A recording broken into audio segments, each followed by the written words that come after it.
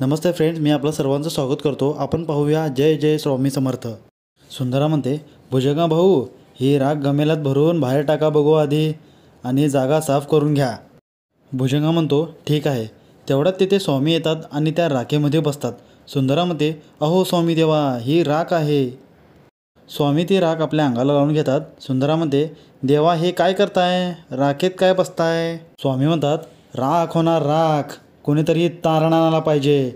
भुजंगा म्हणतो, स्वामी एक विचारायचं होतं, त्या गंपूचा मुलगा खूप आजारी आहे हो.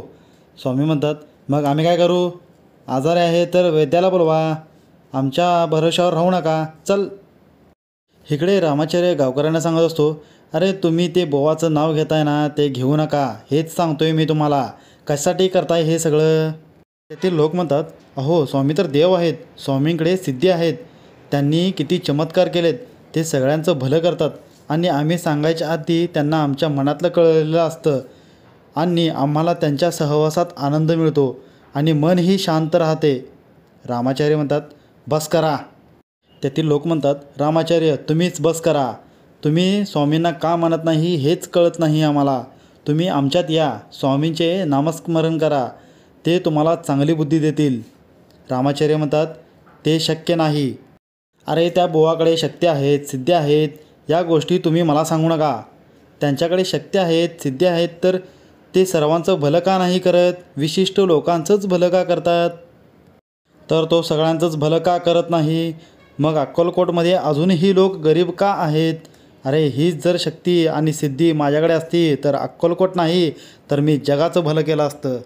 पुढे आपण पाहतो, स्वामी रामाचार्याकडे आलेले असतात. रामाचार्य म्हणतो, काय रे बाबा, तू इथे आणि काय रे तुझी ही अवस्था, आंघोळ विंघोळ तरी केले आहेस का, काय शुद्ध शरीर आहे. रामाचार्याची पत्नी म्हणते, अहो वरपांगी स्वामींना शुद्धतेची गरज नाही, ते नेहमीच शुद्ध असतात. रामाचार्य म्हणतो, काय रे ही अवस्था तुझी, भस्म काय लावला आहेस, मळवट काय भरला आहेस कुंकवाचा. स्वामी म्हणतात, कुंकवाचाच फार जवळचा संबंध येणार आहे तुम्हा सगळ्यांना. रामाचार्य म्हणतो, तू काय बोलतोयस, तुझं तुला तरी कळतं का, पण मला आधी सांग तू इथे कसा. स्वामी म्हणतात, तुला आमंत्रण द्यायला आलोय. रामाचार्य म्हणतो, आमंत्रण देणार आणि तू मला. स्वामी म्हणतात, आज स्थानावर ये, तुझ्याशी महत्त्वाचं बोलायचं आहे. रामाचार्याची पत्नी म्हणते, अहो स्वामी तुम्हाला बोलावते तर स्वामींची नक्की तुमच्यावर कृपा होणार असेल. रामाचार्य म्हणतो, जमणार नाही.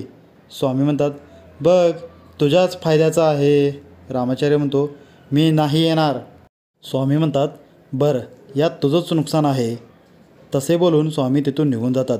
रामाचार्य विचार करू लागतो, बोवा माझं खरंच भलं करणार आहे, मला जायला पाहिजे तिकडं त्याच्या स्थानावर. पुढे आपण पाहतो, रामाचार्य बाळाप्पाबरोबर स्वामींच्या स्थानाकडे निघू लागतात. इकडे सुंदरा म्हणते, स्वामी देवा, अहो काय झालं आहे, आज दिवसभर असे निजून आहात, दड काही जेवलाही नाही, बरं वाटत नाही आहे का. देवा काहीतरी बोला हो, आणि त्याआधी राख धुवून काढा बरं. स्वामी म्हणतात, नाही धुणार, आता ही राख धुतली जाणार नाही, आता असंच होणार आहे, किती धुवायचं प्रयत्न केलं तरी धुतलं जाणार नाही, काही इलाजच नाही आहे. पुढे आपण पाहतो, रामाचार्य म्हणतो, बाळप्पा तुमच्यासोबत इथे आलोच आहोत तर तुमच्या बुवांना भेटून जातो. तसे बुवांनी मला बोलवलंच आहे, पण मी कुणाचा आदेशावर पाळणाऱ्यातला नाही, मोठेपणा तर घ्यावाच लागतो. भुजंग म्हणतो, रामाचार्य स्वामींनी बोलवलं आहे तुम्हाला. रामाचार्य म्हणतात, मला बोलवलं आहे त्यांनी, मग जरा आदराने सांगायचं. सुंदरा म्हणते, स्वामी देवाचं असं काय काम असेल की त्यांनी आपल्या सगळ्यांना बाहेर काढलं. रामाचार्य स्वामींपाशी येतो आणि म्हणतो, बोल बोवा, का बोलवलंस मला. स्वामी म्हणतात, आम्हाला तुला काहीतरी द्यायचं आहे. रामाचार्य म्हणतो, तू मला काय देणार. स्वामी म्हणतात, तुला सिद्धी हवी होती ना, तू म्हणत होतास ना, जर तुला सिद्धी प्राप्त असती तर तू काय काय केलं असतं ते, मग आता आम्ही तुला सिद्धी देतो. रामाचार्य म्हणतात, सिद्धी देतोयस, पण का, मला का देतोयस.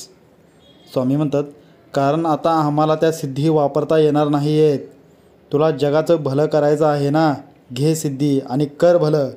रामाचार्य म्हणतो, वेडा समजतोयस काय मला, काय चेष्टा करतोयस माझी. स्वामी म्हणतात, आम्ही अतिशय गांभीर्याने बोलतोय, आम्ही तुला सिद्धी देऊ आणि या सिद्धी तुला पौर्णिमेपर्यंत लाभ्य. आहेस का तयार सिद्धी घ्यायला? रामाचार्य मनात विचार करू लागतो. खरं असेल तर लगेच, पण का करल हा असा? त्यामागे काहीतरी याचा डाव तरी नसेल ना? नाही नाही, तू काहीतरी भंड रचतोयस. ज्या दिवशी तू अक्कलकोटमध्ये पहिलं पाऊल ठेवलंस त्या दिवसापासून तुझं आणि माझं कधीच पटलं नाही. आणि तू सिद्धी मला का देशील? यात तुझा काहीतरी डाव तर आहे ना? स्वामी म्हणतात, या गावात हे सत्कर्म करायला तू सक्षम आहेस. लोकांचं दुःख दूर कर आणि त्याकरता त्या सिद्धी आम्ही तुला देऊ. रामाचार्य म्हणतो, पण तू तसं का करशील? मी म्हणतात, कारण आम्ही पौर्णिमेपर्यंत सिद्धी वापरू शकत नाही. तुला सिद्धी हवी आहे की नको आहे? रामाचार्य म्हणतो, हवी आहे मला सिद्धी. मला सिद्धी हवी आहे. मलाही मोठं व्हायचं आहे.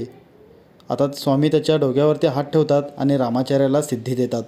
पण ते रामाचार्याला डोक्याला खूप वेदना होऊ लागतात. रामाचार्य म्हणतो, नाही सण होत. परमेश्वरा वाचवा. परमेश्वरा वाचव मला. स्वामी म्हणतात, काय रे भार सुचवत नाही का? ज्ञानपंडित रामाचार्य शिवशंकर शंभो.